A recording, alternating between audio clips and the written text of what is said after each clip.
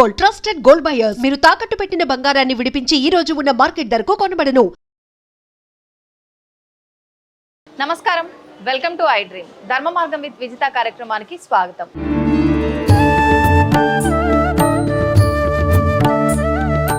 ప్రస్తుతం మనతో పాటు ఉన్నారు మంత్రశాస్త్ర ఉపాసకులు బ్రహ్మశ్రీ వేణుమాధవ శర్మ గారు. ఇప్పుడు గురుగారితో మాట్లాడి మరిన్ని విషయాలు తెలుసుకుందాం.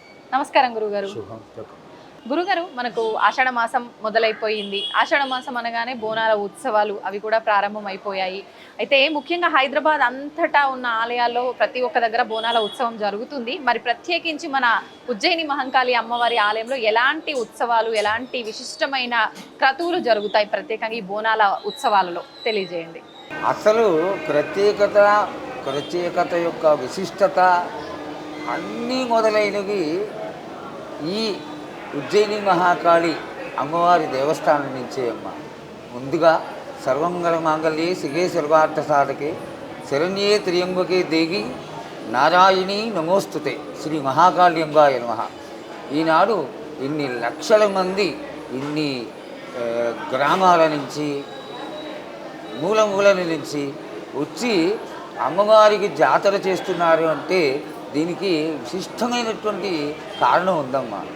ఈ యొక్క ప్రాంతంలో కలరాలు, మసూచిలు, వ్యాధులు ప్రబలుతున్న సమయంలో ఇక్కడ ఉన్నటువంటి దౌలీగేదర్లు వాళ్ళు అందరూ కలిసి, అన్ని కులాల వాళ్ళు, మతాల వాళ్ళు, జాతుల వాళ్ళు అందరూ కలిసి అమ్మవారిని వేడుకుని, అమ్మ మాకు కానీ ఈ వ్యాధులు ఏగి సోకకుండా మమ్మల్ని చల్లగా నువ్వు కాపాడినట్లయితే నిన్ను ఉజ్జయిని నుంచి తీసుకొచ్చి ఇక్కడ మేము స్థాపన చేసుకొని అమ్మ నీ యొక్క కొలువు చేసుకుంటాము, జాతర చేసుకుంటాము అని వాళ్ళు వేడుకొనగా అమ్మవారు వారందరినీ ఆశీర్వదించి, అంటే ఈ లష్కర్ ప్రాంతంలో ఉన్నటువంటి జనాలందరినీ ఆశీర్వదించి ఎవరికి ఏ విధమైనటువంటి కష్టం కలగకుండా కాపాడింది. దానికి గుర్తుగా ఉజ్జయిని నుంచి అమ్మవారిని తీసుకొచ్చి ఇక్కడ స్థాపన చేసి ఈ ప్రాంతం అంతా కూడా అప్పుడు మిలిటరీ వాళ్ళతోటి, డోలీగారర్లతోటి లష్కర్ ప్రాంతంగా ఒక ప్రసిద్ధి చెందినటువంటి స్థలం. దానికి గుర్తుగానే లష్కర్ బోనాలు పండగగా అమ్మవారి యొక్క జాతర మొదలుపెట్టడం జరిగింది. అసలు బోనాల పండగ ఆ విశిష్టత ఏమిటి అంటే, అమ్మవారిని ఆషాఢ మాసంలో మొట్టమొదటగా వచ్చేటువంటి ఆదివారం నాడు ఎదురుకొచ్చి అమ్మవారు అత్తవారింటి నుంచి 15 రోజులు పుట్టింటికి వచ్చి గ్రామ సంచారం చేసి 15 రోజులు 15వ రోజైనటువంటి ఆదివారం నాడు తెల్లవారుజామున అమ్మవారి యొక్క జాతర మొదలవుతుంది. ఈ జాతరలో విశిష్టత ఏంటి? ఆడబిడ్డకి, ఇంటికి వచ్చిన ఆడబిడ్డకి తీపి వంటకాలు పెట్టి సంతోషపరిచి మనం అమ్మవారితో పాటు ఆనంద కోలాహలాలు పంచుకుంటాం. అదేవిధంగా ముత్తైదువులందరూ తలస్నానం చేసి కుండలో పాయసాన్ని వండి దానిపైన శాఖలు పెట్టి ఆ శాఖలు కోతరాజుకైనా కోస్తారు. ఇక్కడ కోతలింగడికైనా ఎందుకు కారణం ఏమిటి? ఈ యొక్క శాఖలు కోయడం వల్ల వ్యాధులు కొరగలకుండా అమ్మవారు కాపాడుతుందని. ఇంత చక్కటి గోనాల లష్కర్ బోనాల జాతర మొట్టమొదటగా ఈ 250 సంవత్సరాల క్రిందట ఈ దేవాలయంలోనే మొదలైంది. ఈనాడు చుట్టుపక్కల ప్రాంతాల్లో అంతా కూడా జాతర చేస్తున్నారు అంటే కారణం ఏమిటంటే, జనం పెరిగిపోయి ఇంత దూరం రాలేక ఈ యొక్క జాతరని వాళ్ళ ఇళ్ళ దగ్గర వాళ్ళు జరుపుకునేటువంటి ఒక ఆలోచనతో మాత్రమే అక్కడ జరుపుకోవడం జరుగుతోంది. కానీ మొట్టమొదట లష్కర్ బోనాల పండగ ఉజ్జయిని మహాకాళి ఆలయంలో ఈ ప్రాంతంలో ఇక్కడే మొదలైనటువంటి ఈ జాతర. గురుగారు, ఇప్పుడు ఈ బోనాల ఉత్సవం అనేది మనకు అన్ని ఆలయాల్లో జరుగుతుంది, కానీ మనకు ప్రత్యేకించి ఇక్కడ మన ఉజ్జయిని అమ్మవారి ఆలయంలో మనకు నెలంతా కూడా ఒక్కొక్క రోజు ఒక్కొక్క విశేషం ఉంటుంది.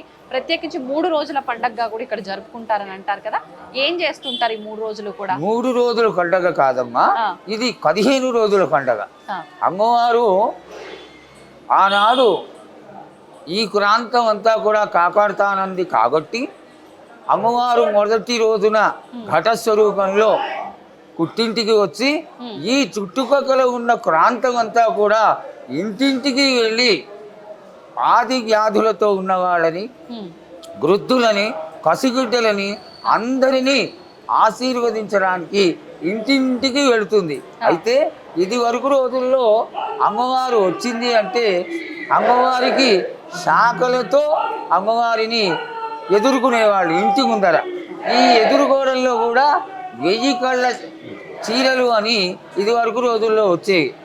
ఆ చీరలు వేసి వాటి మీద ఈ ఘట స్వరూపాన్ని ఎవరైతే శిరస్సుకైనా పెట్టుకుంటాడో అతన్ని లోపలికి ఇంటి ముందరికి ఆహ్వానించి అతనికి శాఖతో కాళ్ళు కడిగి ఇతరములైనటువంటి వస్తువులన్నీ అమ్మవారికి బహుమతిగా ఇచ్చి హారతులతో అమ్మవారిని మంగళ స్వరూపిణి అయినటువంటి జగన్మాతను కొనియాడి అందరూ కూడా జగన్మాత ఆడగిడ్డగా మా ఇంటికి వచ్చి మమ్మల్ని కాపాడుతుంది అనేటువంటి ఒక చాలా మంచి భావనతో అమ్మవారిని ఈ యొక్క పూజలతో సంతోషపరచడం అనేది ఇక్కడ జరుగుతున్నటువంటి గొప్ప విశేషం. గురుగారు, ఇప్పుడు బోనం వండుతున్నప్పుడు ఆడవాళ్ళు ఎటువంటి నియమాలు పాటించాలి? ఆ బోనం వండుతున్న ఇంట్లో మగవారైనా సరే కుటుంబ సభ్యులైనా కూడా నియమాలు పాటించాల్సి ఉంటుందా? ఇక్కడ ఒక చాలా గొప్ప విశేషం ఉందమ్మా. అమ్మవారు వస్తోంది అనగానే తెలంగాణ ప్రజలందరూ కూడా మామూలుగా కాదు, ఆ దేవత ఆ మహాకాళి అమ్మవారు ఆడగిడ్డగా మన ఇంటికి వస్తుంది కాబట్టి ఇళ్ళకన్నిటికీ సున్నాలు వేయించుకోవడం, ఇళ్ళన్నీ బాగులు చేయించుకోవడం, కడుక్కోవడం, ఇతరులైనటువంటి శుభ్రాన్ని కలిగింపచేసేటువంటి క్రియలన్నీ చేస్తారు. అలాగే బోనం చేసే రోజున అందరూ కూడా చాలా శుచిగా ఒక ఆడగిడ్డకి ఎంత ప్రేమతో అయితే ఆ మిఠాయిలు, ఇతరులైనటువంటి స్వీట్లు, రకరకాలైనటువంటి పిండి పదార్థాలు, పిండి వంటలు అన్నీ సమర్పించుకుంటారో ఈ 15 రోజులు కూడా కోలాహలంగా తెలంగాణ ప్రాంతం అంతా కూడా పండగ వాతావరణంతో ఉంటుంది. అందరూ కూడా ఈ పండగని ప్రధానమైనటువంటి పండగగా తీసుకొని అందరూ పండగ చేసుకునేటువంటి కోలాహలంలో శుచి శుక్రతని చాలా విశేషంగా పాటిస్తారు. గురుగారు, బోనాలతో పాటు అమ్మవారికి కళ్యాణము, వడిబియ్యం కార్యక్రమాలు ఇవన్నీ కూడా ఉంటాయి కదండి. దీని వెనకాల ఏదైనా ఆంతర్యం ఉందా, లేదంటే ఒక ఆడపడుచుగా భావించి మనం చేయాల్సిన విధానాలు ఆచరిస్తున్నామా? ఆడగిడ్డగా భావించి చేసేటువంటి క్రియ మాత్రమే ఇదంతా అమ్మా. దీనిలో శాస్త్రపరమైనటువంటి విషయం ఏంటంటే ఇష్టమైతే కళ్యాణాలు చేస్తాం. ఇప్పుడు గల్కంపేటలో చేస్తున్నారు. అయితే మహాకాళీ దేవస్థానంలో ఇంకా విశేషం ఏంటంటే ఒక 50 సంవత్సరాల క్రిందట ఆలయాన్ని పునఃప్రతిష్ఠ చేసినప్పుడు జగద్గురువులు పుష్కగిరి పీఠాధిపతులు శ్రీ శ్రీ శ్రీ విజయాంసింహవారతి స్వామివారు ఒక ఆర్డర్ వేయడం జరిగింది. మహాకాళి అమ్మవారు ఉంది కాబట్టి ఇక్కడ మహాకాళేశ్వర స్వామిని కూడా ప్రతిష్ఠింప చేసి ఈ యొక్క స్థానంలో విశిష్టతని, గొప్పతనాన్ని పెరుగుతుంది కాబట్టి తప్పకుండా చెయ్యాలి అని చెప్పడం, వారి తదనంతరం అశోక్ అనేటువంటి ఎగ్జిక్యూటివ్ ఆఫీసర్ గారు ఇక్కడ మహాకాళి అమ్మవారిని ప్రతిష్ఠింప చేయడం, అక్కడి నుంచి కూడా ఈ యొక్క మహాకాళి అమ్మవారికి మహాకాళేశ్వరుడితోటి ఇక్కడ శివరాత్రి రోజు కాళరాత్రి సమయంలో కళ్యాణం జరుగుతుంది, చాలా బాగా జరుగుతుంది. అయితే ఈనాడు కొత్తగా మొదలైనటువంటి కళ్యాణాలు వేరు. ప్రతి ఆలయంలో కూడా, అందులో మహాకాళి ఆలయంలో కూడా శాంతి కళ్యాణం అనేది జరుగుతుంది.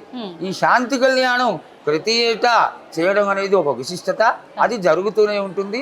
మన అమ్మవారికి మాత్రం ఈ మహాకాళి అమ్మవారికి 15 రోజుల జాతర మాత్రం చాలా విశేషమైంది.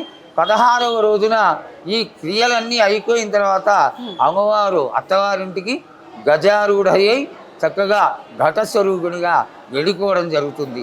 ఇది 16 రోజుల జాతర విశిష్టత. కేవలం ఆది వ్యాధుల నుండి, రోగబాధల నుండి భక్తులని కాపాడుతాను అని అమ్మవారు ఎప్పుడైతే మాట ఇచ్చిందో 250 సంవత్సరాల నుంచి కూడా ఈ విధంగా ఈ మహాకాళి అమ్మవారి దేవస్థానంలో జరుగుతున్నటువంటి గొప్ప విశేషం. గురుగారు, ఘటం అని అంటూ ఉంటారు, ఏంటి ఈ ఘటం యొక్క విధానం? మనము దేవత పూజలు చేసిన ఒక విశేషమైనటువంటి కార్యక్రమాలు చేసిన, ప్రతిష్టా విధులు చేసిన, ముఖ్యంగా యాగశాల వేసి, యాగశాలలో విశిష్టత ఏమిటి అంటే కలశ స్థాపన చేయడమే. ఆ కలశ స్థాపన చేసి కలశ స్వరూపంలో ఉన్నటువంటి దేవతామూర్తికి యజ్ఞ యాగాది క్రతువులు చేసి ఆ దేవతా స్వరూపాన్ని పరిపూర్ణంగా అందులోకి ఆవహింపచేసి దాన్ని ఆ మూర్తి యొక్క మూర్తి యొక్క స్వరూపంగా భావన చేసి మూర్తికి చైతన్యాన్ని నింపడం, ఆ చైతన్య స్వరూపమే ఈ యొక్క తేజస్సు. ఈ తేజస్సే మనందరినీ కాపాడేటువంటి దేవతా స్వరూపంగా భావన జరుగుతుంది. ఇదంతా మూలం ఏమిటి అంటే కలశ స్వరూపం. ఆ కలశ స్వరూపంలో చదువుకున్న పండితులు, విజ్ఞానవంతులు వాళ్ళందరూ చేసేటువంటి ఒక క్రియ. ఆనాడు 250 సంవత్సరాల క్రిందట కలశాలు, ఇతరములైనటువంటి పూజలు తెలియనటువంటి కామరులు ఈ ప్రాంతంలో ఉండేవారు కాబట్టి వాళ్ళకి తోచిన విధంగా కలశం అనేదాన్ని ఘటం అని కూడా అంటారు. ఆ ఘట స్వరూపంలో అలంకారం చేసి దాని మీద అమ్మవారి యొక్క ఆ స్వరూపాన్ని తెలియజేసేటువంటి లింగాన్ని పెట్టి దానికి స్వర్ణమయమైనటువంటి వస్తువులతో అలంకారం చేసి వాళ్ళ యొక్క ప్రజ్ఞ విజ్ఞానానికి తార్కాణంగా ఆ ఘట స్వరూపాన్ని తయారు చేసి అమ్మవారిని ఎదురుకు రావడం జరుగుతుంది. అది కూడా ఒక విశేషమైనటువంటి క్రియే. దాంట్లో ఆ ఘటంలో బియ్యం కోసి తాంబూలం పెట్టి అమ్మవారికి ఖర్జూరము, ఒక్కలు, తమలపాకులు అన్నీ పెట్టి ఈ యొక్క ఘట స్వరూపాన్ని కలశ స్వరూపంగా భావన చేసి అమ్మవారిని ఎదురుకొచ్చి ప్రాంతం అంతా కూడా పూజించడం జరుగుతుంది. గురుగారు, ఇప్పుడు ఇదంతా ఒక ఎత్తు అయితే ఈ బోనాలు, ఘటం, ఈ కార్యక్రమాలన్నీ కూడా మనకు రంగం భవిష్యవాణి ప్రక్రియ ఇంకా పెద్ద ఎత్తు. అసలు దాని గురించి వివరించండి. ఈ యొక్క చక్కటి భవిష్యవాణి ప్రాంతం అంతా కూడా, లోకం అంతా కూడా ప్రగలిపోయి ఈనాడు భవిష్యత్తు వినడానికి మీడియా ద్వారా లేకపోతే ఈ అమ్మవారి దేవాలయానికి వచ్చి లక్షలాది ప్రజలు అమ్మవారి యొక్క భవిష్యవాణి వినాలి అనేటువంటి ఒక చక్కటి కుతూహలంతో ఎదురు చూస్తూ ఉంటారు సోమవారం రోజున. ఈ విశిష్టత ఏమిటి అంటే అమ్మవారు జోగిని స్వరూపమైనటువంటి ఈనాడు స్వర్ణలతకైకి ఆవాహన జరగడం జరుగుతుంది. ఇది ఎట్లా జరుగుతుంది అంటే 8 కులాల వాళ్ళు సాగర మంత్రాలతోటి అమ్మవారిని వారి వారి గొప్పతనంగా ఆవాహింప చేస్తారు. ఆ విధంగా ఆవహింప చేసినటువంటి స్వర్ణలతకైకి వచ్చినటువంటి మహాకాళి అమ్మవారిని ఈ ప్రధానమైనటువంటి దేవతామూర్తి అయినటువంటి మహాకాళి అమ్మవారి ఎదురుకుండా పరివార దేవత రాజశ్యామల అమ్మవారి ముందర కోతలింగడి స్థానానికి కూడా ముందర గుంట తవ్వి ఆ గుంటలో పచ్చి కుండని ముందు రోజుగా మేళతాళాలతో కుమ్మరి ఇంటి నుంచి తీసుకొస్తారు. ఆ కుమ్మరి ఇంటి నుంచి తీసుకొచ్చినటువంటి ఈ కచ్చికుండని చాలా భయభక్తులతో కాపాడి మర్నాడు పొద్దున దాన్ని ఆ గుంటలో గోడలా వేసి అలాగే దానిపైన మళ్ళీ చాటగొట్టి నవధాన్యాలు కోసి పసుపు కుంకుమలు వేసి తాంబూలం పెట్టి గంగారు తర్వాత వెండి, రాగి, ఇత్తడి మొదలైనటువంటి సువర్ణ విశేష ద్రవ్యాలతో ఆ చాటలో వేసి అక్కడ ఆవహింపచేసినటువంటి ఈ యొక్క అమ్మవారి స్వరూపం ఏదైతే ఉందో స్వరూపమైనటువంటి స్వర్ణలతకి ఆవహింప చేయడం జరుగుతుంది. ఆ స్వర్ణలతని ఈ కచ్చికుండకైన నిలబెడతారు. చాలా విశేషం ఏమిటంటే కచ్చికుండ సాధారణంగా జాగ్రత్తగా లేకుండా కానీ దాన్ని కట్టుకుంటే విరిగిపోయేటువంటి ఛాన్సెస్ ఎక్కువగా ఉంటాయి.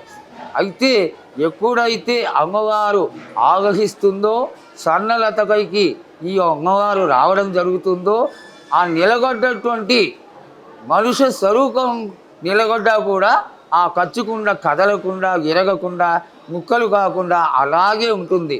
భవిష్యత్తు చెక్కడం అనేది స్వర్ణలత చెప్తుంది. దానికి ముందుగా ఏం అడగాలి, ఏమి దాని యొక్క విశిష్టత తెలుసుకోవాలి అని పెద్దలందరూ నిర్ణయించడం జరుగుతుంది. నిర్ణయించినటువంటి ప్రశ్నలని బ్రహ్మశ్రీ వేణుమాధవ శర్మ అయినటువంటి నేను, నాకు పెద్దవారైనటువంటి ఎల్లంగట్ల రామకృష్ణ గారు పక్కనే నిలబడి ఆలయానికి పెద్దవాళ్ళుగా మేము అడగడం జరుగుతుంది. అడిగిన వాటికి చక్కగా అమ్మవారు ఆమెకి చదువు సంధ్య అట్లాంటివి కాకుండా ఏం తెలియనటువంటి అమాయకురాలు ఆ పిల్ల, ఆ ప్రజ్ఞ ఎంత గొప్పగా ఉంటుంది అంటే ఆ అమ్మాయి అమ్మవారు ఆవహించినటువంటి విజ్ఞతని చూపిస్తుంది. అక్కడ ఆ సత్యాన్ని మనం తెలుసుకోవచ్చు. ఎంతో గొప్పగా విశేషంగా అమ్మవారిగా సమాధానం చెప్తుంది.